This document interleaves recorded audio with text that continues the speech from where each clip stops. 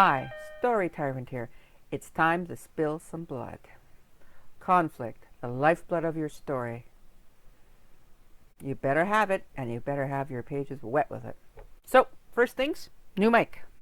Trying to improve the quality of the sound. Again, thank you for spending your time here. So, conflict. No conflict, no story.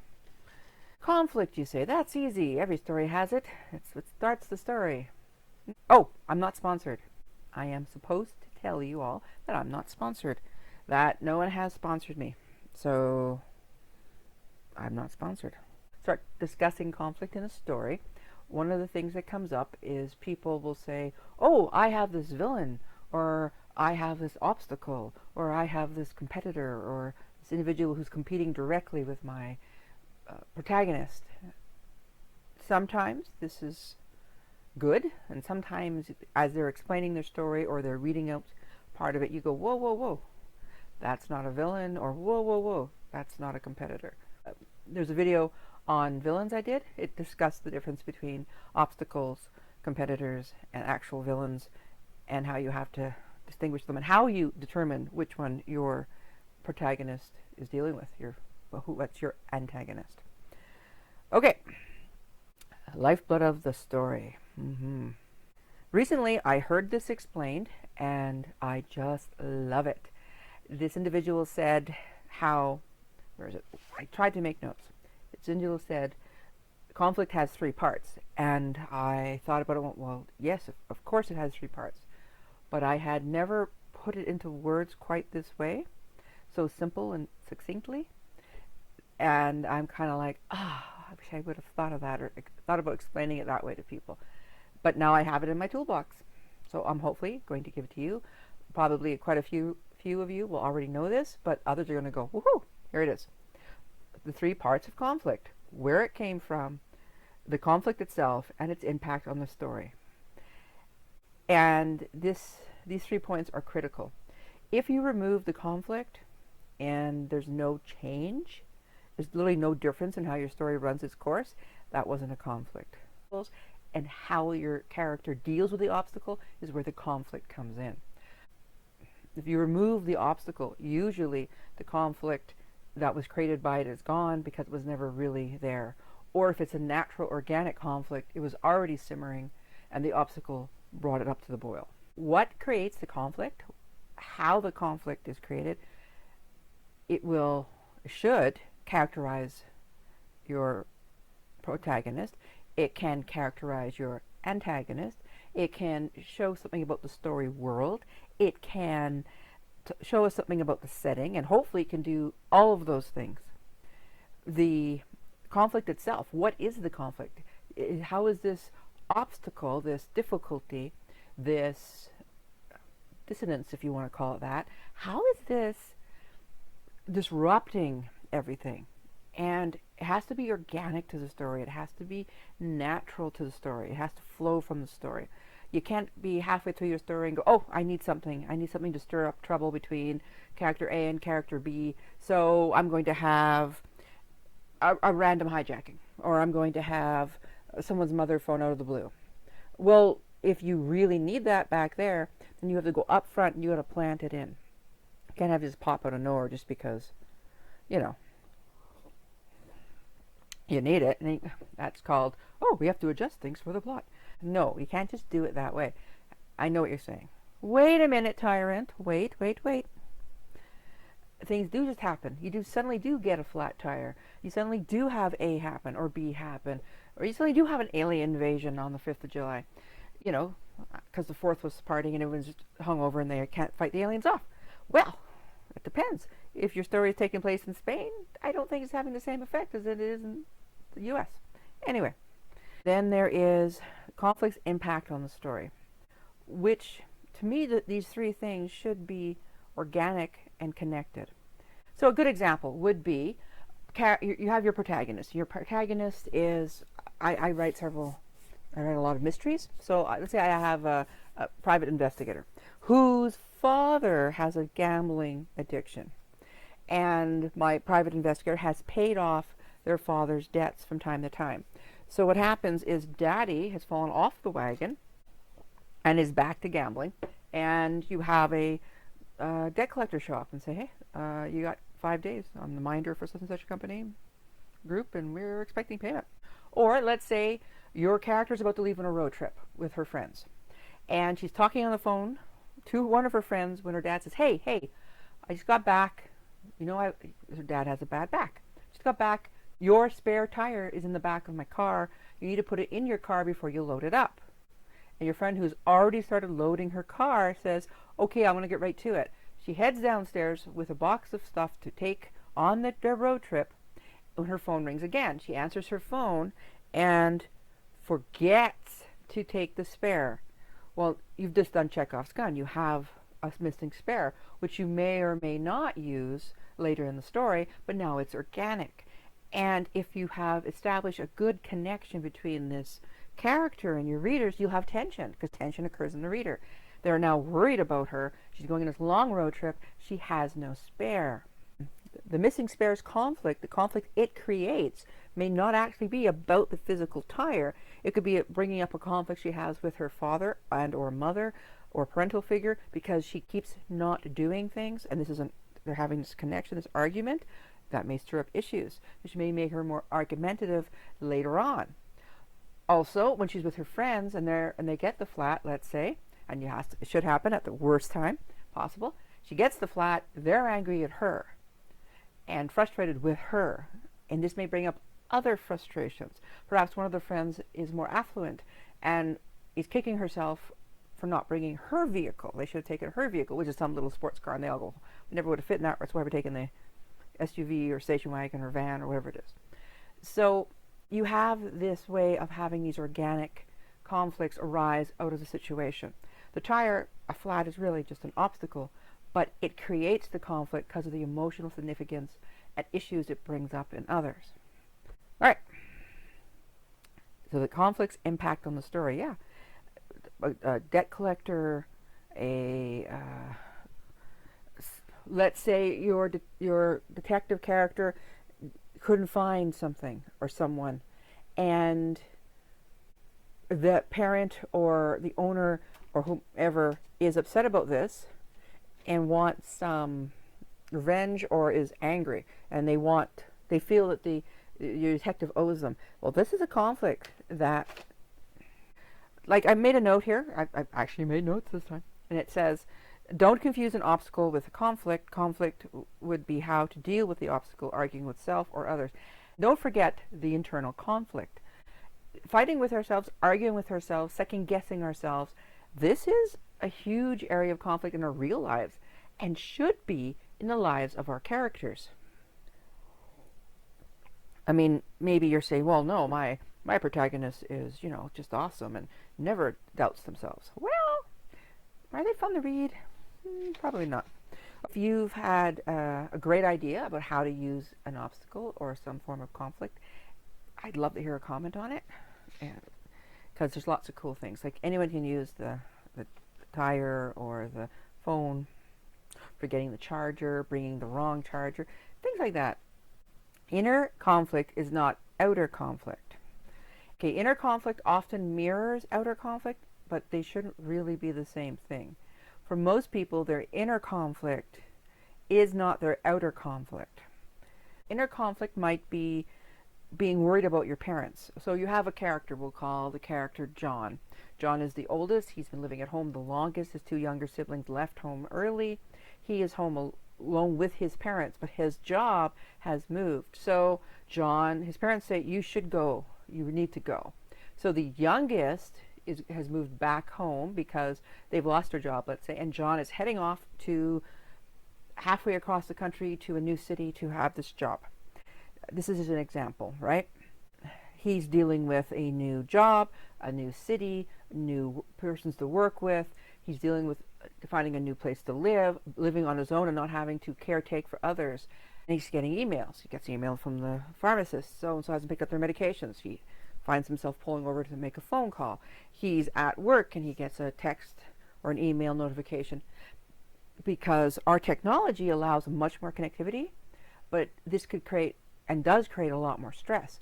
So he's dealing with work and all the new things that go with that, while having this emotional worries because he's been the primary caregiver of his parents, and his parents are not getting younger. So that would be an interesting way where inner conflict and outer conflict don't really mirror, but build each other. So his inner conflict of concern about his parents' care and them being okay is, of course, getting more and more agitated and finding no release in his outer world, where he's dealing with the conflicts of fellow employees, he's dealing with the conflict of new projects, of maybe renting.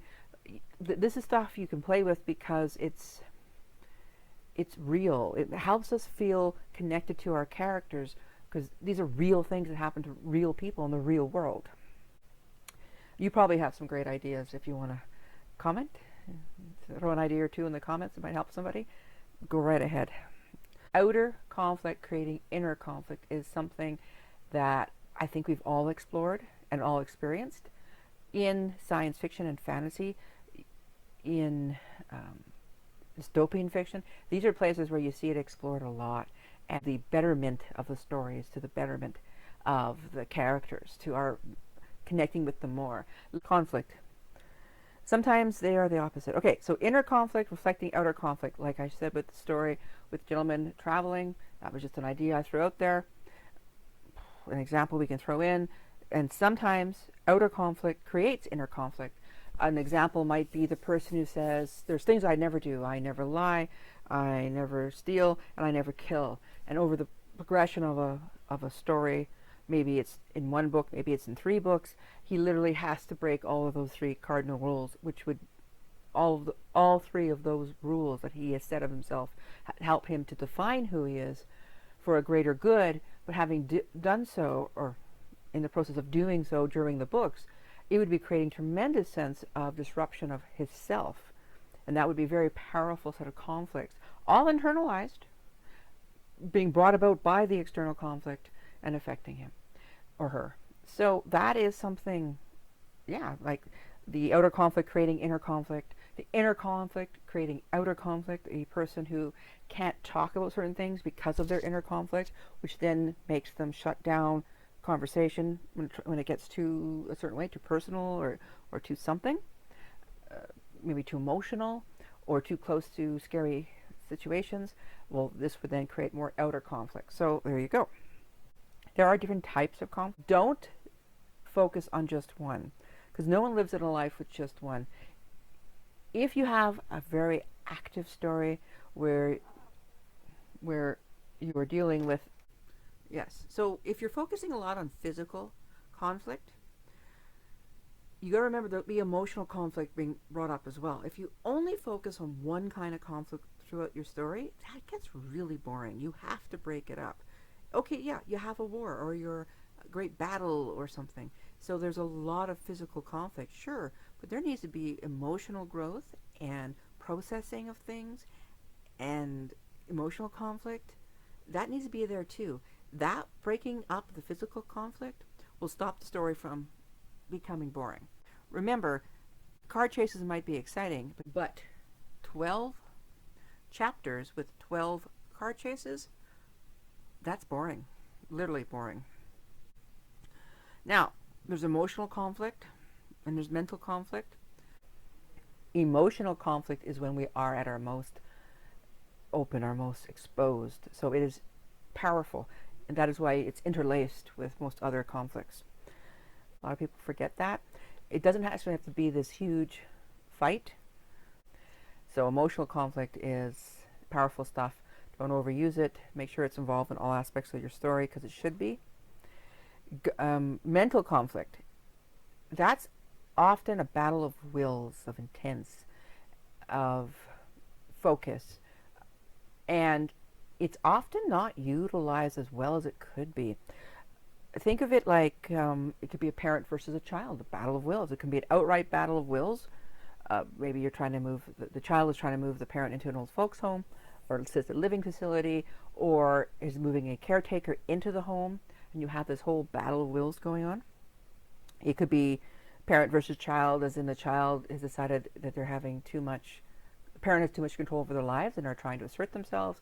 It could be even a battle where the parent does not want the child to leave or do something, or wants the child to leave it or do something. So you can have all these mental battles. Then there's governance. People forget that.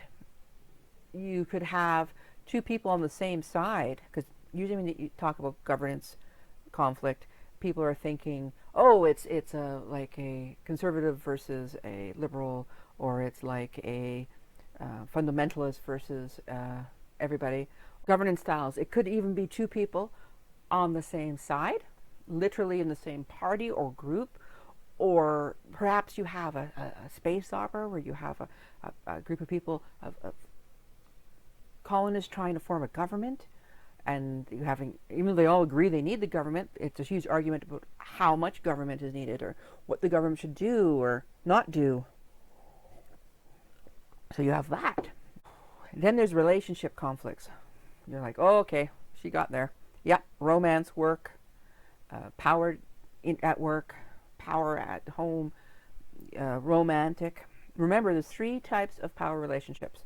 There's power over, power under, and in exchange, or equal. So basically, power over is when people, like your boss at work, has power over you. Well, you can have a character in that situation where there's definite conflict between the two of them.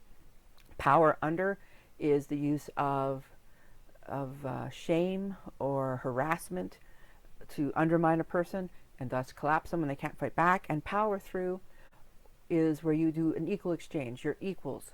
So you have two persons entering into a relationship or agreement as equals. This rarely happens. In emotional / relationship / romance, one of the areas often underutilized is expectations. We all have expectations of what being married or being in a fixed relationship or being in a union of some sort is or will be or should be.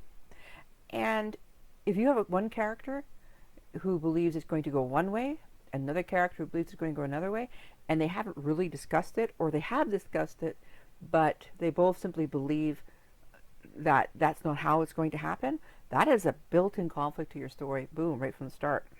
Yes, if you have lovers who are very passionate about each other, their relationship, or something else, so for instance, one of them may have a certain expectation of what commitment means in a relationship that involves not being a work widow or widowed by work, or a Gulf widowed or Gulf widow, or there's these you've heard these sayings.